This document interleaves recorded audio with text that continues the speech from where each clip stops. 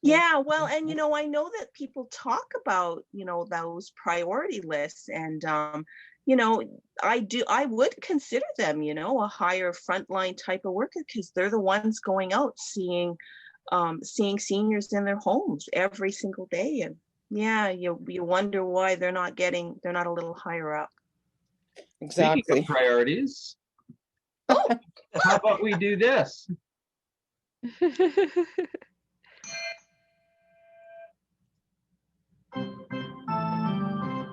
Welcome everybody to the Rotary Club of St. Albert morning Zoom meeting number 1499 on March 26, 2021. I'm your host president, Mark Dixon, and I give a big shout out to the executive members present, board members present, fellow Rotarians, guests, guest Rotarians, guest speaker, and anybody else I didn't cover.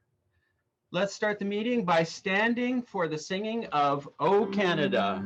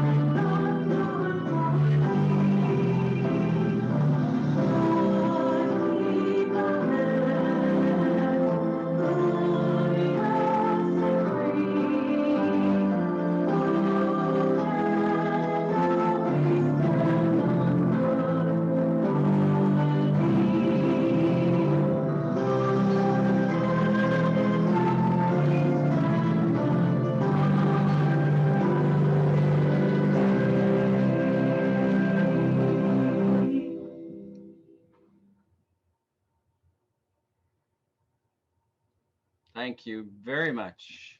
Nicely sung.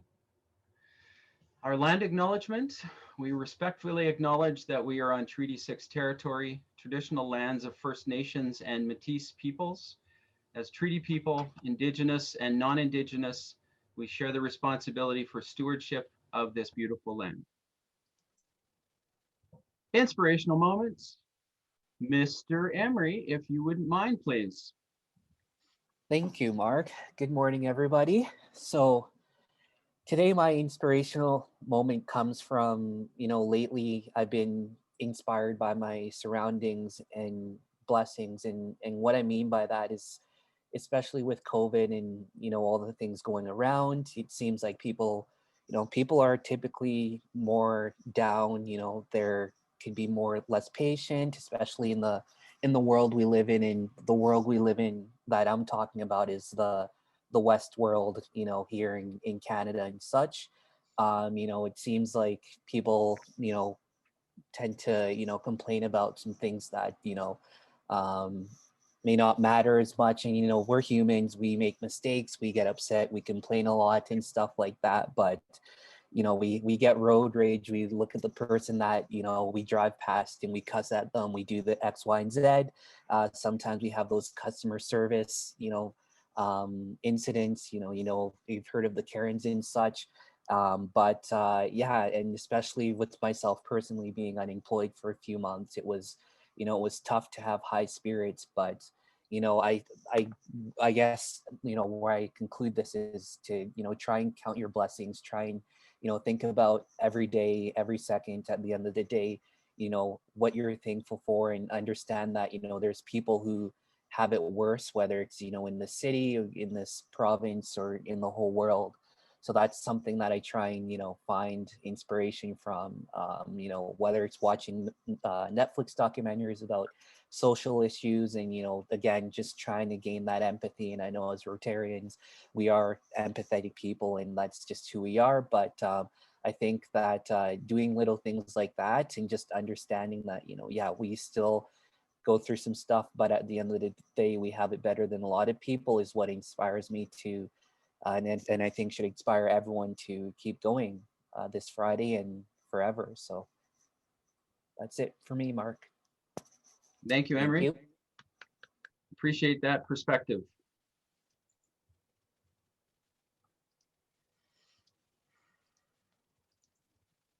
Introduction of guests. And I know we have a couple of guests here.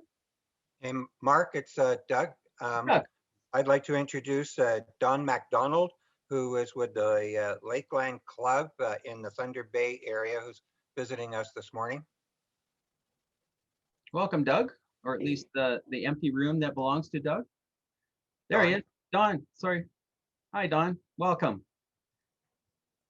There he is. Santa Claus. When unmuted. It looks like. Mark, we have Rebecca with us this morning. Rebecca, welcome, welcome. President Mark, I'm getting exceptionally tired of introducing Brian Fisher as a guest, so this is the last day I'm doing it. But Brian Fisher is here once again as a guest for part of the meeting. Excellent. Love that kind of news. Welcome, Brian. And our guest speaker. Mark, yeah, I was just gonna say, we have a guest speaker this morning. Samuel is here with us and he will be presenting shortly. Welcome, Samuel. Thank you. Thank you, everyone. Welcome, Samuel. And of course, Natalia is in the house. So you know what that means. We get to sing the welcome song.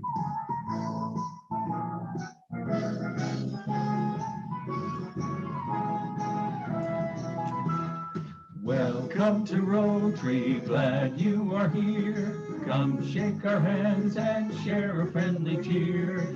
Whether from near or whether from far, we're glad you're here. We hope that you will like our little song because we're proud of St. Albert, and you'll agree. Our club enjoys some great camaraderie, so we do what we can to help with the needs of our community. With our friends at Rotary, with our friends at Rotary. Love that. Don't you feel welcomed now? Now, usually we go straight into the guest speaker, but we have a special announcement this morning. As part of our strategic plan that we laid out at the beginning of our Rotary year, we established a goal to engage with the youth in our community. One way for us to do that is to leverage the Interact world with the vision of chartering a community Interact club that is not dependent on a single school. I'm pleased to say that we submitted the paperwork to Rotary International, and the new Community Interact Club of St. Albert has been chartered. But that's not the best news. The best news is Rebecca Carl has agreed to serve as the first president in the Interact Club of St. Albert. That is huge. Thank you so much, Rebecca. Do you have some other news that you'd like to share about this? Yeah, so I'm very excited for this. I can't wait for the first charter night. We're gonna do some great stuff, and thanks for supporting me on this. It's really exciting. I can't wait. Thank you again, Rebecca. Huge news. Very, very excited. So without further ado, Daria, if you could do the introductions, please. Isabel, do you want to go for it? Yeah, sure. Okay. Okay. Samuel Ajobo is a professional engineer from the University of Toronto, currently working in an estimating role for EllisDon. Born and raised in Nigeria, he immigrated in 2007 to Toronto. Upon completion of his undergraduate studies from the University of Toronto, Samuel took on project sites and non-project site roles within the construction industry, which allowed him to aid building of fantastic infrastructure in various parts of Canada. This includes areas in Newfoundland, Fort Mac, and different areas in Ontario.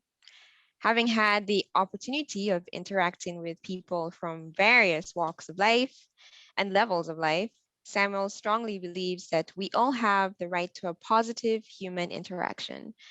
Knowing this is lacking within the construction industry and many industries, Samuel chose to work with other senior leaders of EllisDon Corporation to found and drive a leadership team called the Alliance of Black Employee Experience and Leadership, ABEEL, whose one primary purpose is to effect positive changes via simultaneous education and empowerment within and outside EllisDon. Irrespective of if Samuel is working or not working as an estimator or chairing ABEEL, he loves to spend quality time with his family, travel, take more piano lessons, and feed the homeless downtown in Toronto. Without further ado, I'd like to welcome Samuel Ajobo. Hi, everyone. I want to say thank you, Isabel, for that introduction. I want to say thank you to Darija for reaching out to me. Thank you to Mark, the president of this team, and all the members of this team.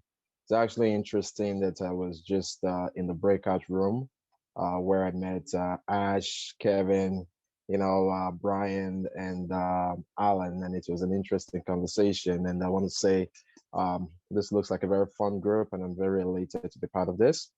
I will endeavor to keep this discussion this morning, to around 20, 25 minutes thereabouts, and hopefully at the end, we can deal with some questions or comments if there is any.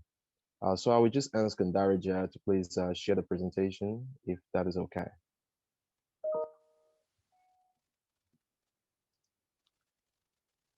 Hang on 2 seconds. I will do that.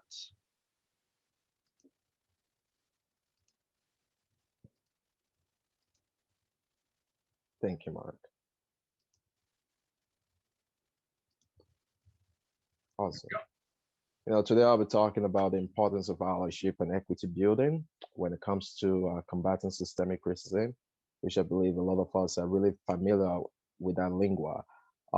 If Mark, you want to go to the next slide, please. I want to touch on a little about me, as Isabel have said, is, I'm a construction estimator, and I chair and I'm a founding member of the Alliance of Black Employee Experience and Leadership in EllisDon. And also, I'm a professional engineer in Ontario, and born and raised in Nigeria. As Isabel said, I came to Canada at the age of 16 without any family member. And I still honestly remember day one, and honestly, it has been an awesome experience of various highs and lows. However, I must say I really enjoy and love our beautiful landscape in the East Coast and the West Coast, and the great mix of different set of people from various areas of the world, and that always inspires me every day. Next slide, please. So, why this topic around the tools to handle systemic racism? A couple of things for me is that one is systemic racism is a virus. That's a simple way I can describe it. This virus has penetrated the core of our society in every worst way possible. And the sad reality, in my opinion, is that this virus has stayed within our society for so long. It has mutated into different forms, and it just keeps finding ways to stay relevant and stronger. However, in all of this, though, I do believe that, like many key adversities the world has faced and keep facing, if we really can come together intentionally to tackle it together, we tend to try to come out on the other hand.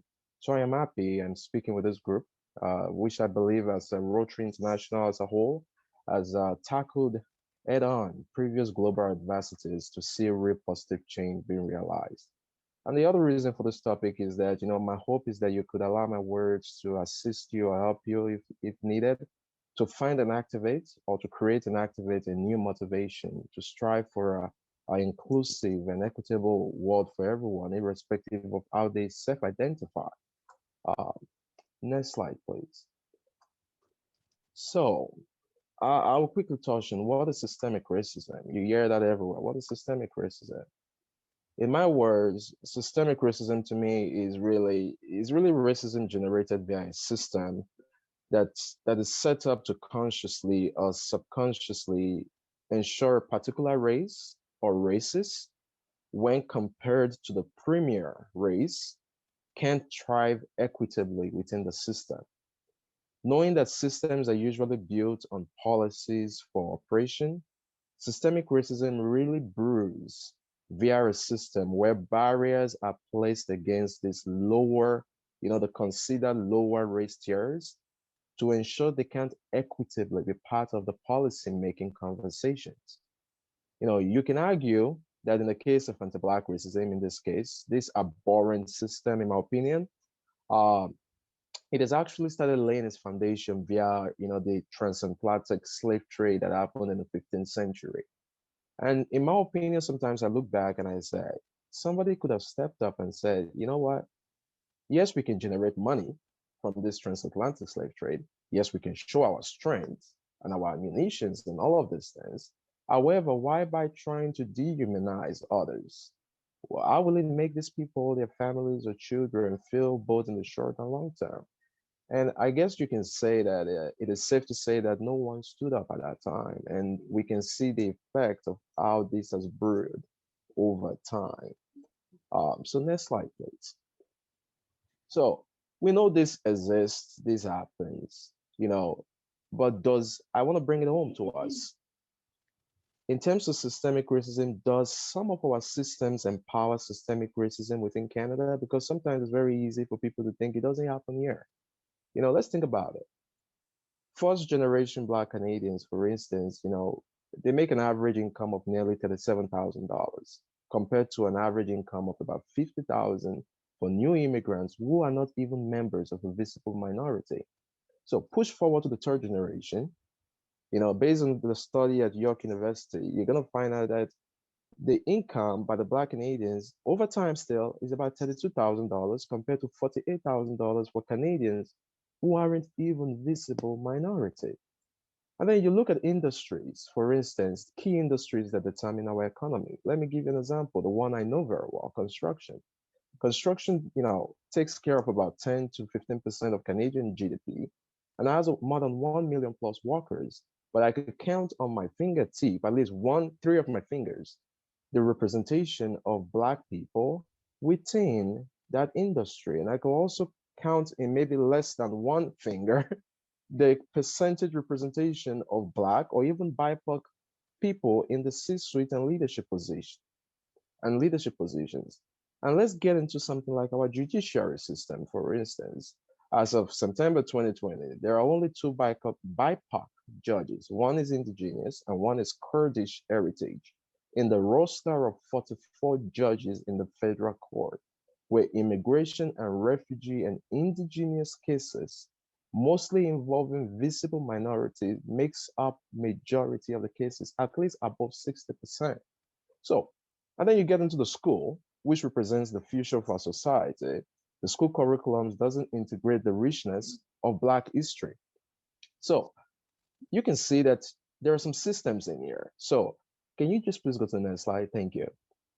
So in my opinion is, why should we be surprised when we start seeing things like police brutality, when we start seeing a high percentage of Black and indigenous people in incarceration compared to the total percentage of adults of Black and indigenous in our society? Why does this surprise us when we see nooses on construction site or when we watch videos of somebody putting their neck on a Black man's neck, right? Putting their knee on a Black man's neck. Think about it. Like, the system allows it in a way. So really, I just wanted to bring that home to say we got to go back and look at those foundations. What is in there that is making this happen so that we don't always act or have to feel surprised? So next slide, please.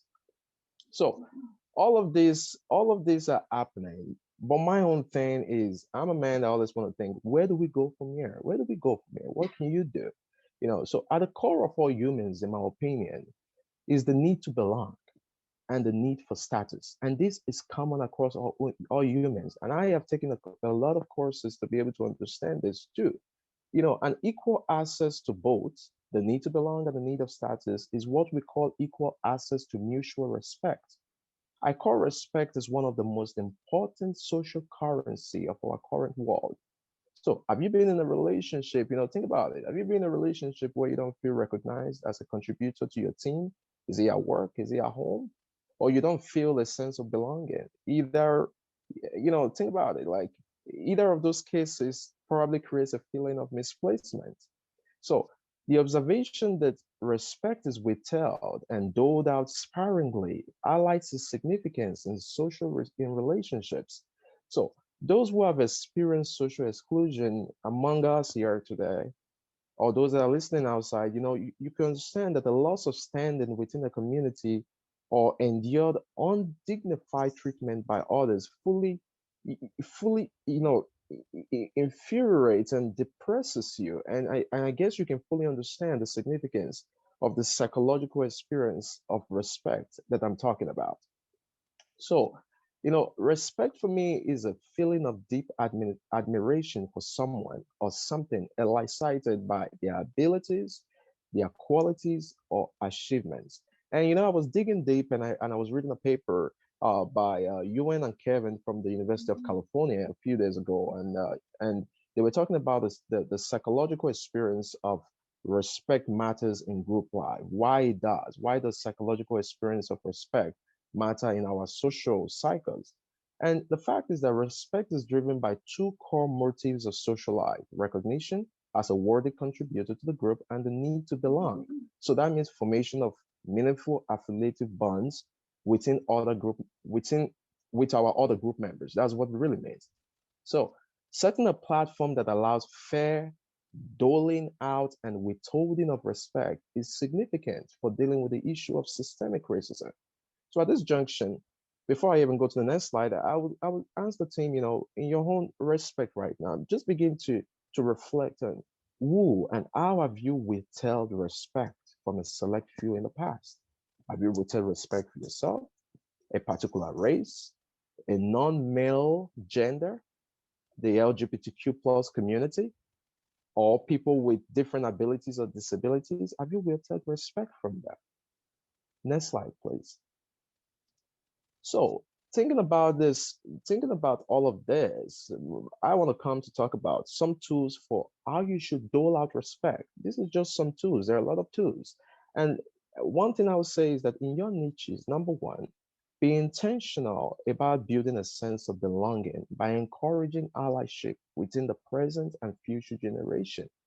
Put things in place that will help develop a culture of togetherness, both with your current employees, your clients, your supply chains, your families, your friend cycle, and many more.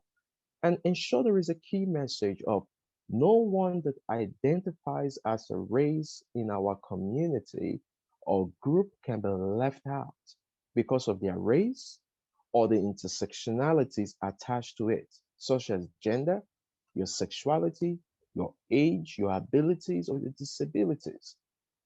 So I want to give you a real example of how this has been applied from my perspective. In 2020-2021 school year, we had the EllisDon's, the group as a founder member and chair, which Isabel Naba on this call is one of our greatest leaders in there. We had the Alliance of Black Employees Experience and Leadership Shaping the Future sponsorship program, where Black and non-Black high school students allied together to touch on how to make their schools and communities inclusive of the Black experience.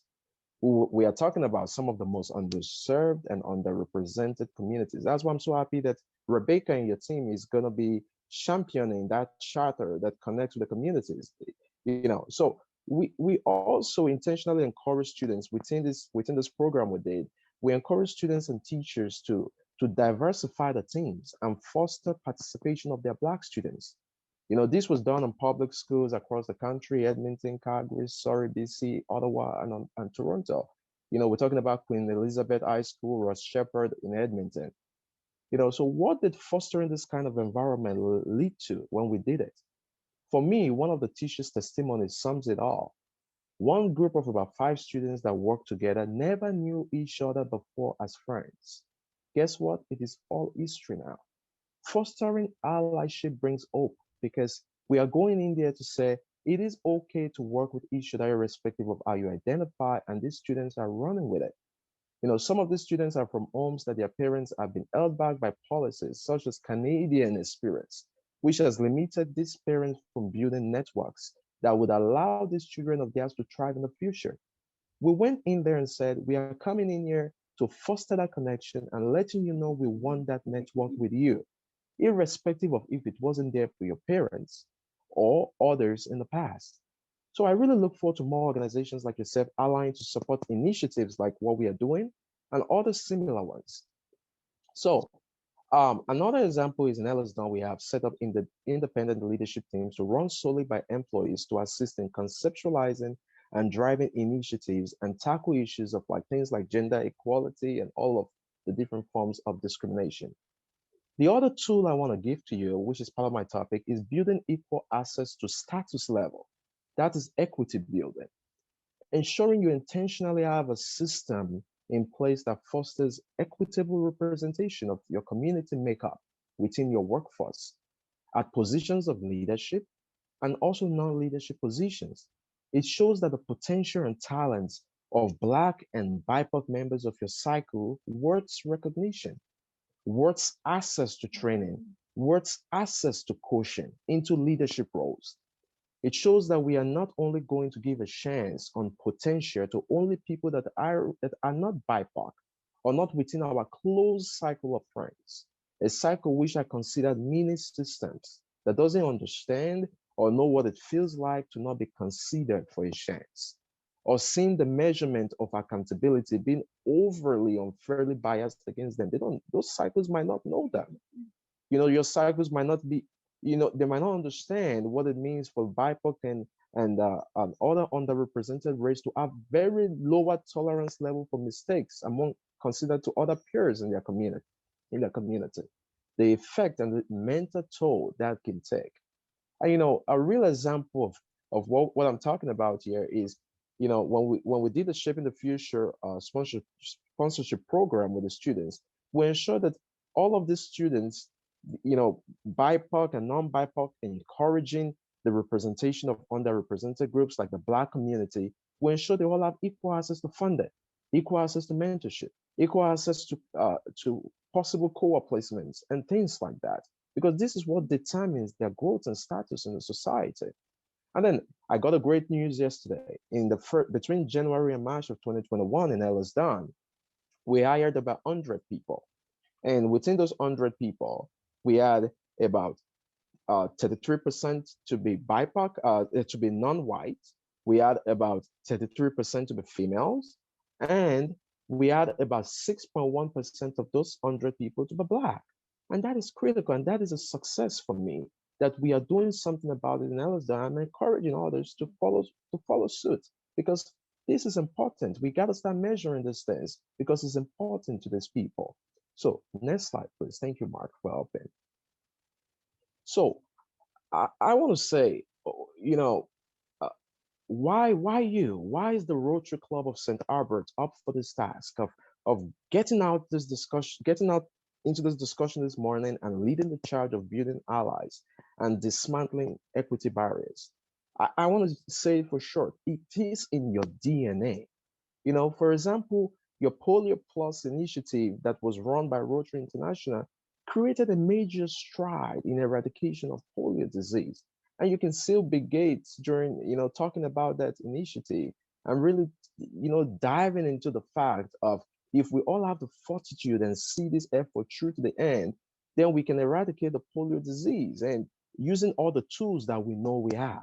So I am here today to tell you that I encourage you as a group to dig into that strength, because I trust in a few years we can say, we know that it is a formidable challenge to eradicate anti-Black racism and systemic racism as a whole that has killed and crippled the trust and peace in our society since at least the 15th century. We don't know exactly when the last Black or BIPOC person will be affected, but we do have the tools to wipe it out, just like the polio disease. It seems people, organizations, and government bodies and groups like yourself do have the will to deploy all the tools at their disposal, just like the polio disease. So if we fortitude to see this effort through to the end, then I believe we will eradicate systemic racism and systemic issues that have brewed things like anti-Black racism. I have challenged myself to it, and I am challenging you guys too. So I want to say thank you for welcoming to this group this morning to have this discussion. And I think I want to say thank you. And the next slide, please, Mark. can give you the information for for me and Abel's contact info, and feel free to ask any follow-up questions even beyond this conversation today. So next slide, please, Mark. Thank you very much, everyone, and I really hope you could have you've gotten something from this, and I hope it challenges you to go out there and really start looking into more tools that can be used in making our world a better place. Thank you so much, everyone. Mark, the next slide would really help for others to see our contact info if you have more questions later on in the future. Thank you, guys. Thank you, Samuel. Any Did we questions? lose Mark? Go ahead. Any questions for Samuel? Did Mark go to sleep? It looks like Mark's, yeah, Mark's maybe I'll- his connection. I'll just take the meeting here for now, but yeah. does anyone Samuel, have we any questions? usually end presentations and flip slides, but it looks like we lost Mark. So sorry about that. Not a problem at all. To be any, there was ability probably, but the initiative wasn't there to push themselves forward either. How do you change up beliefs of a lifetime, I guess, if you will, to incorporate into the numbers that you've talked about, because it would be wonderful for that to happen. Oh, Hanita, thank you for your question. That is it's very good you said that sometimes we've tried and it's just not working, and really being able to change that belief is key.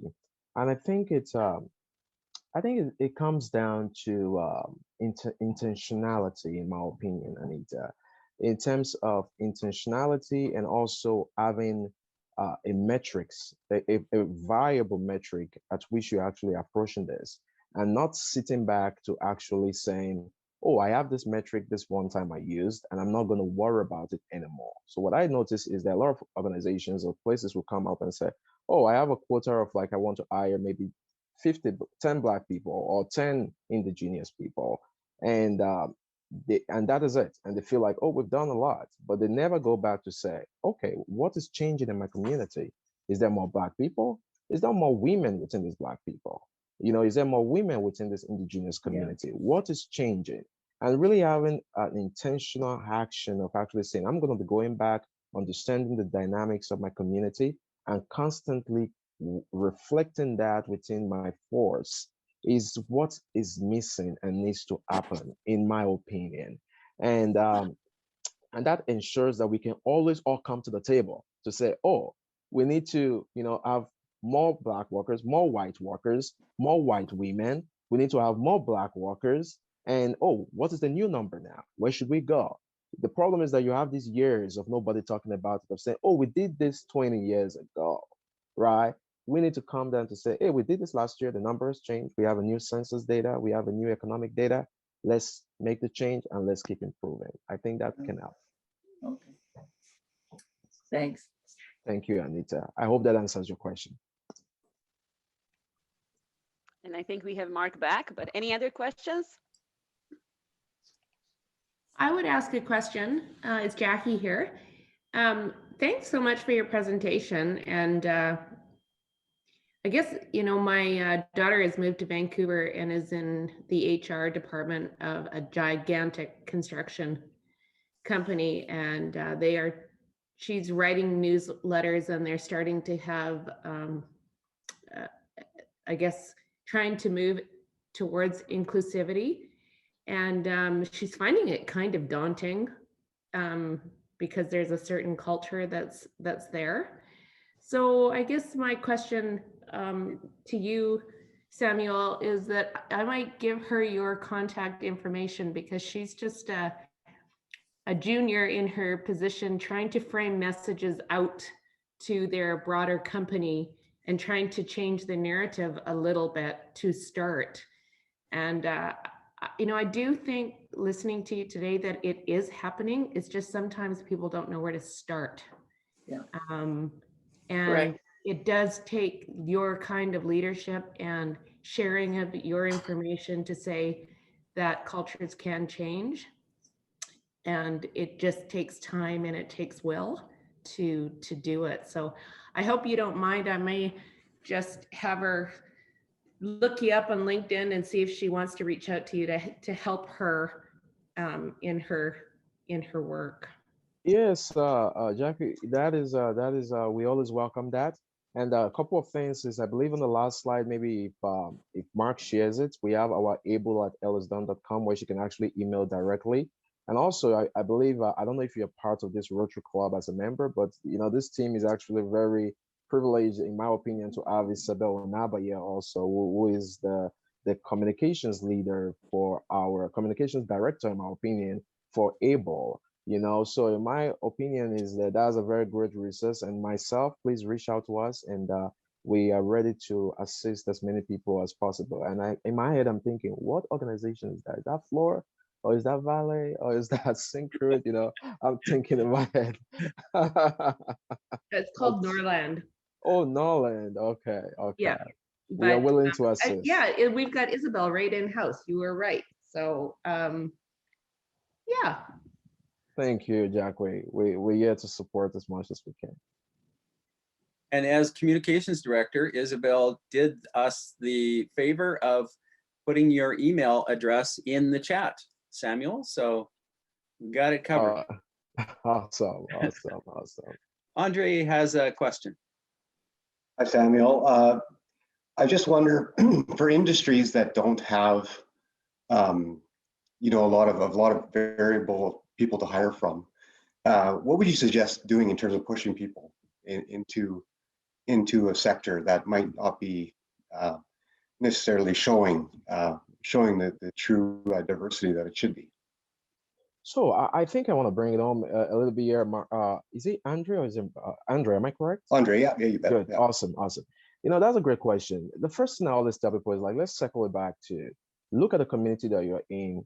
What is the representation of that community? Because that's what matters. The community are the people, right?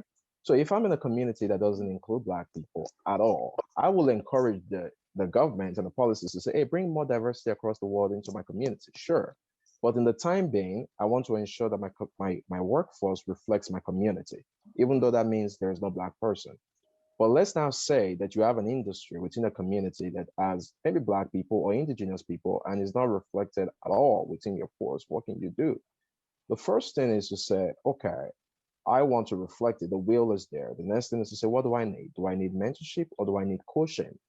And are there people within these communities that really have the access to the skill sets that are needed?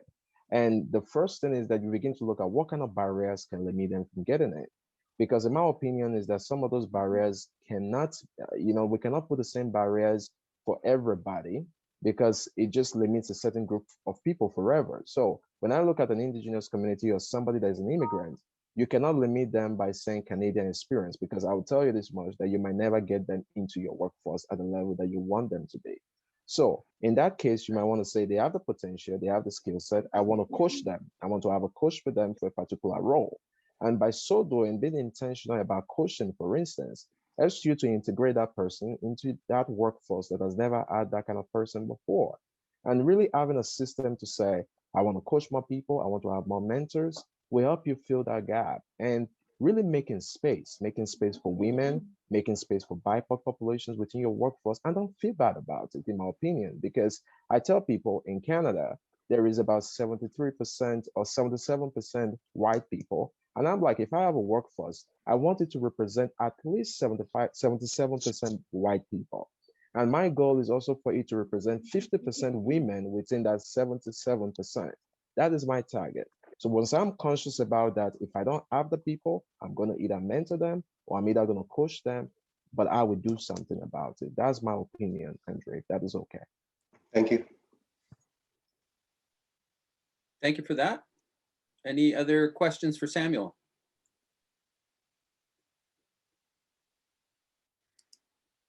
Seeing none. Samuel, thank you again for your presentation this morning. And as thank you to you, we will be making a donation in your name to the Rotary International Polio Plus program that you referenced in your presentation this morning. a Thank you very worldwide much. program focused on polio eradication. And Thank we you very will get this certificate to you after the meeting. Thank you very much, guys. Thank you, Mark. Thank you, every single member of this team. Thank you, all the people I met in the small group room. And thank you for really taking the time to listen. And I look forward to what you guys can do in everything you are doing. Thank you very much and have a great day. Bye-bye. Thank you, Samuel. Thank you, Samuel. We now have the exciting opportunity to induct a new member. So I will hand it off to Daryl to do the introduction, please. Thank you, President Mark. Yeah, this is an exciting day, and it's nice to get new members in the club. I know it's been a bit challenging over this last year, but I think we're getting some great momentum. So really excited to introduce a new member today. So Brian Fisher has provided me with a little bit of data, which is fantastic because I haven't known Brian very long, and I learned a lot just from what he provided. So let me introduce a few things of Brian before turning it over to Alan for the induction. So Brian and his wife, Rosanna, have resided in St. Albert for the past 20 years. They've raised 2 daughters and now have their first granddaughter with hopes of more to come. Both girls continue to live and work in St. Albert and are now homeowners here as well. Career-wise, Brian started off at 15 washing dishes at Earl's on White. Within 2 years of graduating high school, he was promoted to head chef at Earl's Tin Palace. During this time, he also completed his apprenticeship and attained his Red Seal in cooking. From there, he headed to the Cayman Islands to cook it up in the sun and picked up scuba diving in the process. Then he traded sun and ocean for snow and a ski hill, moving to Fernie, BC. There, he was a partner in a restaurant on the ski hill and thoroughly enjoyed snowboarding. After a few years, he decided it was time to pursue a new adventure and moved back to Edmonton and got into real estate. He began as an investor, buying and flipping homes, then acquiring rental properties.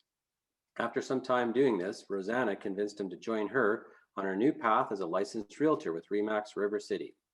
While operating quite successfully as agents, an opportunity came up to buy KDM Management in 2010, and he couldn't say no. KDM Management assists boards of condominium corporations to run the day-to-day needs of their communities. KDM's vision is to be the only solution to condominium management. As part of KDM's desire to be involved in the communities it serves, they registered their own charity, KDM Helping Hands. They do a variety of fundraising activities. They have and continue to support local schools, the Ronald McDonald House, the Sturgeon Hospital, and more. In his personal time, he, not surprisingly, loves to cook and spend time with his family and playing golf. The decision to join Rotary was to continue to support the community and surround himself with other like-minded individuals. I think we're very, very fortunate to have Brian join our club, and I'm going to turn it over to Alan for the induction. So I'm really excited to have Brian join us. So welcome, Brian. Thanks, everybody. Brian, you have been selected to membership of the Rotary Club of St. Albert because we believe you to possess those qualities of character and leadership that fit you to be a Rotarian and to interpret the Rotary ideal of service to others. Rotary acknowledges no distinction of race, religion, nation, or political persuasion. All Rotarians are equal members of one fellowship, each expected to be loyal to their citizenship and faithful to their beliefs. Rotary offers rewards of fun, friendship, and fulfillment to those who offer their own friendship and service. It also provides unique networking possibilities, including the opportunity to visit any Rotary Club almost anywhere in the world.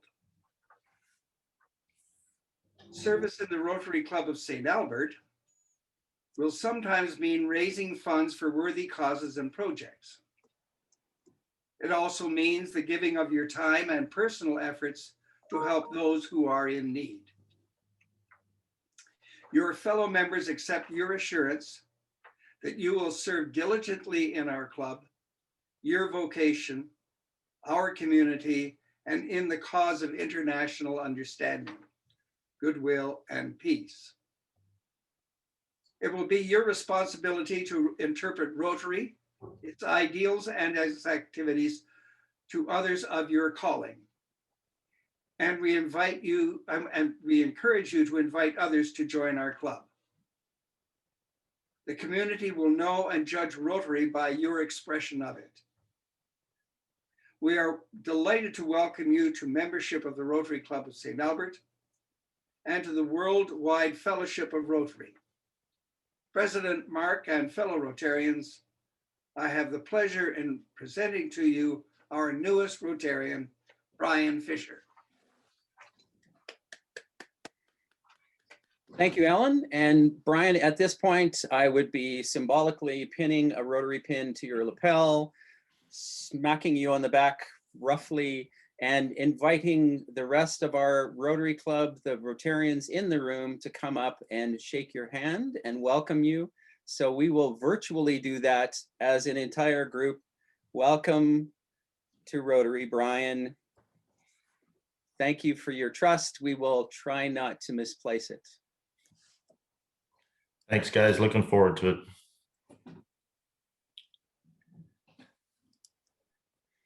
So you will. Can we see Brian's face? Where's Brian's face? Brian's there. He's on the list.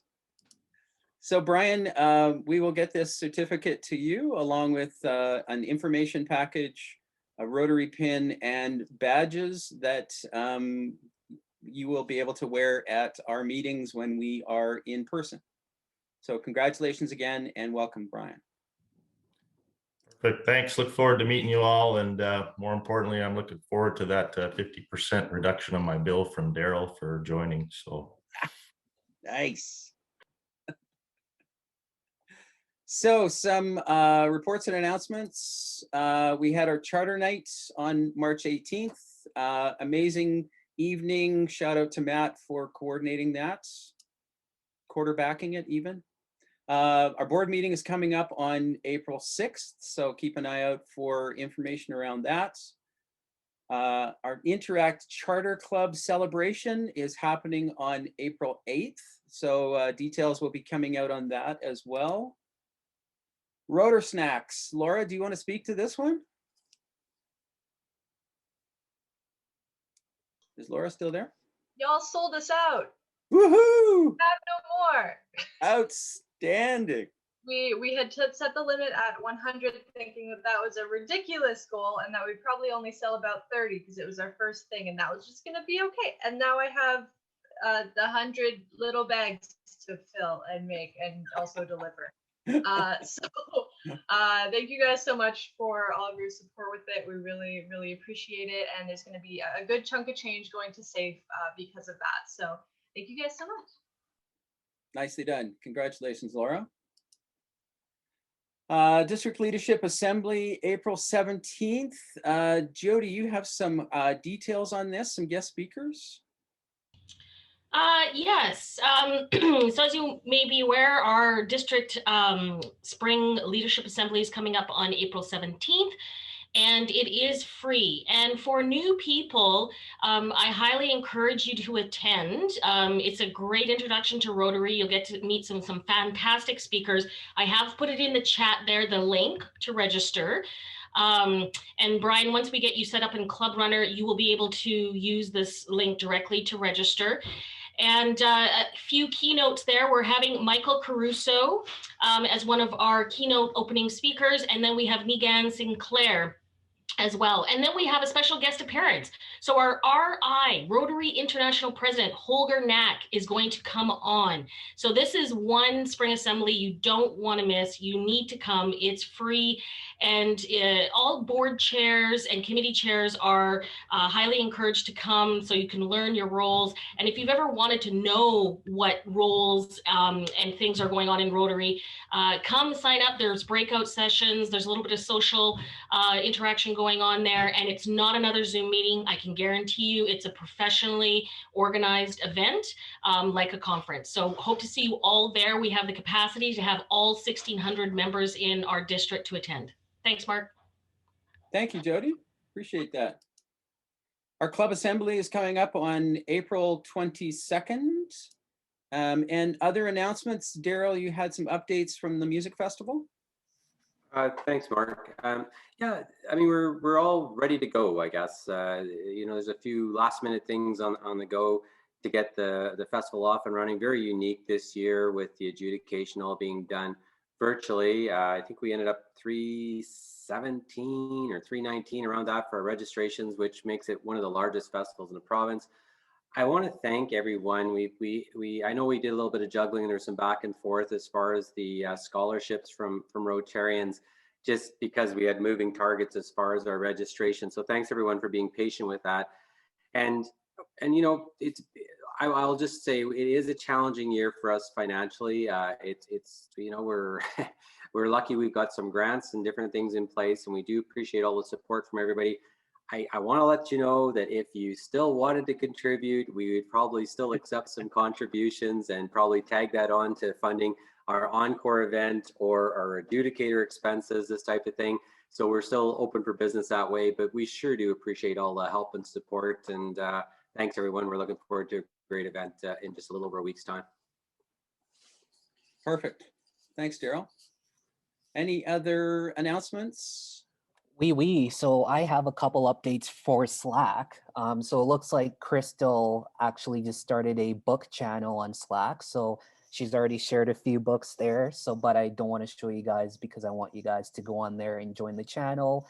And this weekend you can share any books that you want people to read and stuff. Other than that, yeah, I encourage everyone to go on Slack and just talk about whatever you guys want. If you have any suggestions, let us know of any topics you want to talk about, and we can create a channel for that. And Brian, I'll get you on Slack as soon as possible too as well. It's just a apping website that we get together and we can just talk about whatever we want. So yeah, does anyone have any questions or anything like that? And also, if you need to reach out to me, you can only reach out to me on Slack because I don't respond to your texts or emails, and neither does John. So good luck. And yeah, I don't know, Mark, do we have like 30 seconds for anyone to ask any questions or? 30 seconds. Stacy wants you to resend her the link. Okay, I can do that. John, do you have anything to add? No, I'm going to put the link in the chat here though for anyone that doesn't have it. So just to make it easy for you.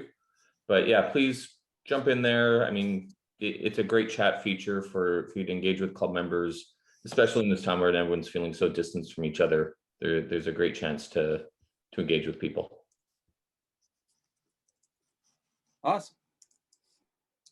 Thank you, gentlemen. There's no other announcements. Our next morning meeting is next Friday. Yes, that is Good Friday. Bernie Cranier, who's the District 5370 ambassador for Shelterbox, will be our guest speaker. So we're looking forward to that.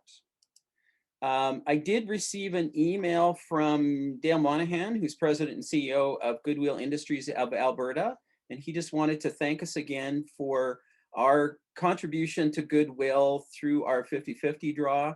They're going to match it and invest into hiring a summer student at college or university for planning for their proposed community garden proximate to our new St. Albert store, a fenced 25,000 piece of asphalt, perfect for a community garden. We hope to have an area for seniors to stroll, schools to learn about the native plants of Alberta, an area dedicated to reconciliation with our Indigenous neighbors, perhaps areas for residents to have their own garden plot, etc. He's looking to confirm a bit more dollars from elsewhere, in quotes, have several feelers out to take the $4,000-ish to about $9, so $15 an hour times 4 months for the student's wage. And we hope to open the community garden in 2022. And this Goodwill store is opening very, very soon, early April. So go check it out. The other thing is the Learning Center is now on a mobile app. So if you have an interest in this, I'm sure Jody will be able to help you with that. But I just wanted to flag you that this is now available. So you can learn every which way you're looking. Birthdays and anniversaries with Natalia. Natalia, if you would, please. Okay, so we have Doug Campbell on March 15th, Kim Bagheera on March 22nd, and we have Kathy Heron this Sunday on March 28th, and we have the spouses, Cheryl Linklater, March 21st, and Karina Dooley on March 22nd, and Joan March 25th, and March 28th, we have Joanne Cook and Angia Koyam on March 29th, and the date of the joint Rotary. No, and wedding anniversaries, we have Anne Ramsden, 36 years. And we have a date of joining the Rotary. We have Ash Khan, 31 years. Anita Machinsky, 31 years. Charlie Schroeder, 31 years. Zach, 5 years. Cam Darlingwen on 5 years. Ed Hunt, 6 years. And Michael Cooper, 7 years. Congratulations. Very nice. Thank you, Natalia. It's that time for the Sergeants at Arms plus Natalia. All right, so once again, Mark is out of town being a deadbeat and not here to support the club, so I don't have his game to play this week. Instead, I do have a couple of screenshot finds I'm going to throw out here, but first I'm looking for happy bucks from the club. Who has happy bucks? I mean, I'll start. John, I've got happy bucks because we've got a new member, Brian. So there you go. Pony up some cash for that. Awesome, fantastic. John, I got happy bucks. I got my shot on Monday. Awesome. It was a Scotch shot. I mean. Yeah, I'm sure. Oh, okay. Yeah. That's awesome. Other happy bucks. I have a happy buck, John.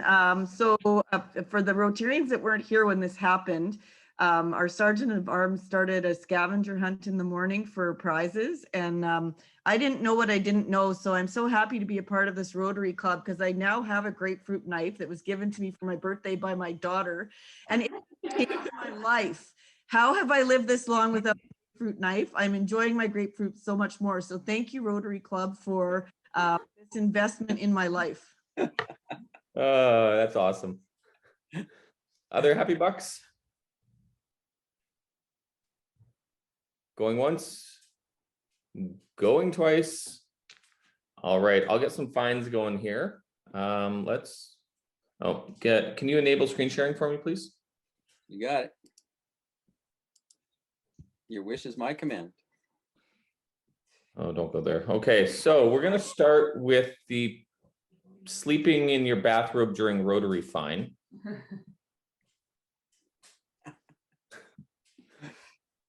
So thank you for double donations today, Kim.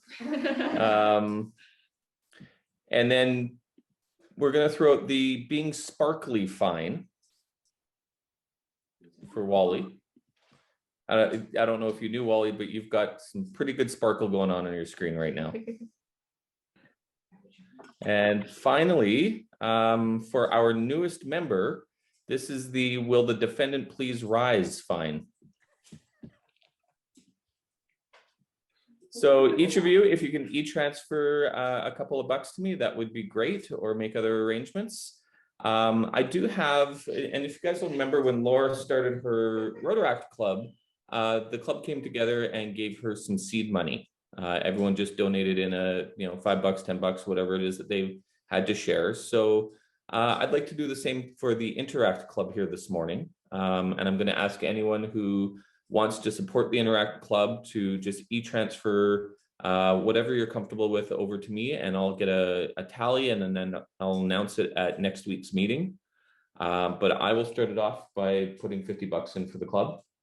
So yeah, I hope that some of the other Rotarians will do that. You can e-transfer to me at john@niceagents.ca, and I'll throw that in the chat, and it's also on Club Runner it is on Club Runner, but also on Slack. If you guys need anything on there, just let me know. So I'll match you, John.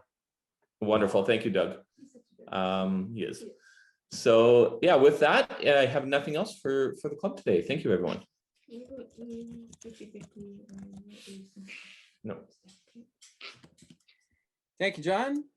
Appreciate that.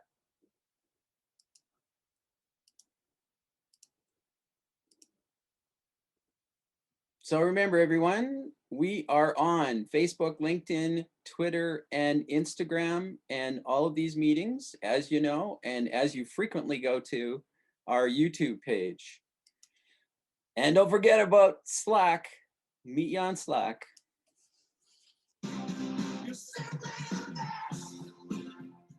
So thank you to our presenter this morning, Samuel, our inspirational moment, Emery, Rebecca, congratulations on the Interact Club.